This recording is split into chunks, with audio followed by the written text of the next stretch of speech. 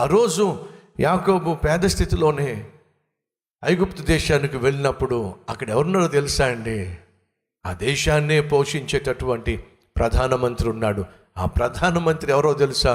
యాకోబు యొక్క ఆశీర్వాదాన్ని పంచుకుని పుట్టినవాడు. కాబట్టి యాకోబు ఫరోను దీవించాడు. ఫరో గర్వించడానికి అవకాశం లేదు. ఏమిటయ్యా నువ్వు నన్ను దీవిస్తున్నావు?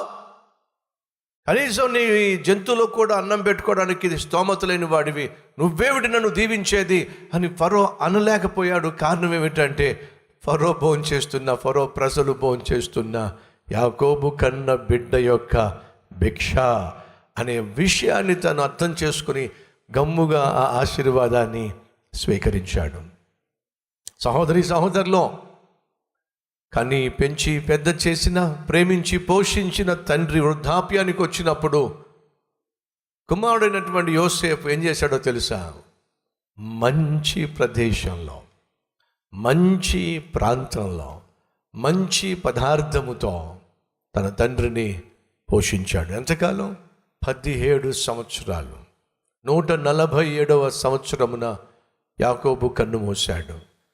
17 సంవత్సరాలు యాకోబు యోసేపును ప్రేమించాడు, పోషించాడు. ఎగ్జాక్ట్గా యోసేపు తన తండ్రి అయినటువంటి యాకోబును 17 సంవత్సరాలు ప్రేమించాడు, పోషించాడు. ఏ లోటు లేకుండా చూసుకున్నాడు. తమ్ముళ్ళు, చెల్లెళ్ళో, ఈరోజు తీర్మానం తీసుకోండి. 600 అయినా 106 అయినా అమ్మను నాన్నను ప్రేమిస్తాం, పోషిస్తాం అనే తీర్మానం తీసుకోండి. అమ్మ కోడల్లో, ఒకవేళ ఈరోజు నువ్వు కోడలుగా ఉన్నట్లయితే అత్తను మామను బాగా చూసుకో. ఎందుకు నువ్వు బాగా చూసుకోవాలో తెలుసా? అది నీ బాధ్యత. యోసేపు భార్య ఒప్పుకోకపోయినట్లయితే అది అంత సులభం కాదు యోసేపుకు తన తండ్రిని, తండ్రితో పాటు వచ్చిన వాళ్ళందరినీ పోషించడం. ఆ భార్య సహకరించింది కాబట్టే సాధ్యమైంది. నీ అత్తను మామను నీ భర్త ప్రేమగా చూసుకోవాలి అంటే ఖచ్చితంగా నువ్వు సహకరిస్తేనే సాధ్యమవుతుంది. బైబిల్లో ఒక స్త్రీ ఉంది. ఆ స్త్రీ పేరున ఒక పుస్తకమే రాయబడింది, ఒక గ్రంథమే రాయబడింది. ఎవరో చెప్పండి? రూతు. ప్రత్యేకత ఏమిటో చెప్పండి. బైబిల్ గ్రంథంలో రూతు గ్రంథాన్ని మనం చూస్తాం. రూతు యొక్క ప్రత్యేకత ఏమిటి చెప్పండి? ఏమిటో? భర్తను పోగొట్టుకుంది. అత్త అంటుంది, అమ్మ యవ్వన ప్రాయంలో భర్తను పోగొట్టుకున్నావు, నీ జీవితం మోడు బారిపోవడానికి వీల్లేదు, మరొకరిని పెళ్లి చేసుకుని చక్కగా ఫలించు తల్లి అని అత్త అంటే రూతు ఏముందో తెలుసా? లేదత్త, నా భర్త చనిపోయినంత మాత్రాన నీతో ఉన్న బంధము తెగిపోదు. నీ దేవుడే నా దేవుడు, నీ ప్రజలే నా ప్రజలు, నీ ప్రాంతమే నా ప్రాంతం. నువ్వు చనిపోయిన చోటే నేను కూడా చనిపోతాను. నీతో రావద్దు అని నువ్వు అనవద్దు, నీతోనే ఉంటాను. ఉత్తమమైన చెప్పండి కోడలు. ఏమైందో తెలుసా? ఉత్తమమైనటువంటి కోడలుగా రూతు ఉన్నప్పుడు ఉత్తమమైనటువంటి ఒక ఆత్మీయుడు తన జీవితంలో అడుగుపెట్టాడు. అతని పేరు బోయజు.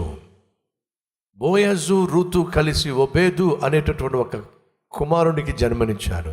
ఒబేదు యెషయి అనే కొడుకుకు జన్మనిచ్చాడు. యెషయి దావీదు అన్నటువంటి అద్భుతమైన ఆత్మీయునికి జన్మనిచ్చాడు. దావీదు వంశమందు ప్రభు అయిన యేసుక్రీస్తు జన్మించాడు.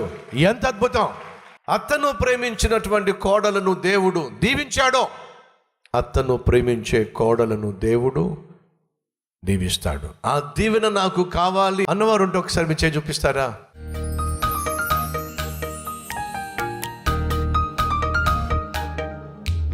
మహాపరిశుద్ధుడు అయిన ప్రేమ కలిగిన తండ్రి, యాకోబు తన కుమారుణ్ణి ప్రేమించాడు, పోషించాడు.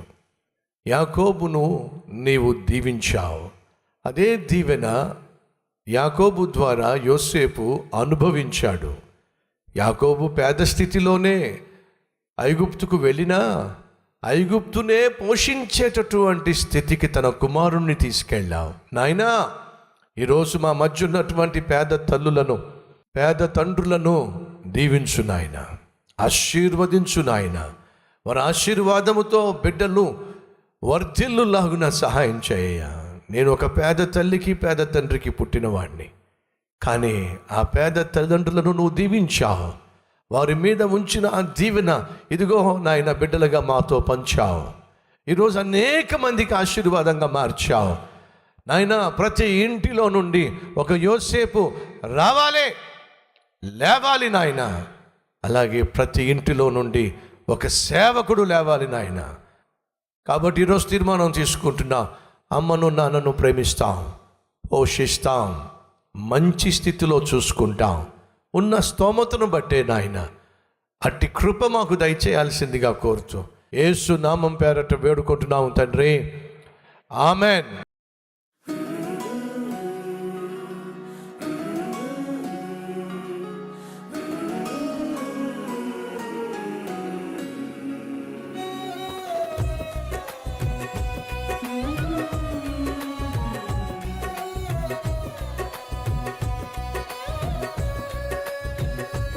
ఈ డైలీ డివోషన్ మీకు ఆశీర్వాదకరంగా ఉంటే 10 మందికి షేర్ చేయండి, లైక్ చేయండి, ఒక కామెంట్ పెట్టండి.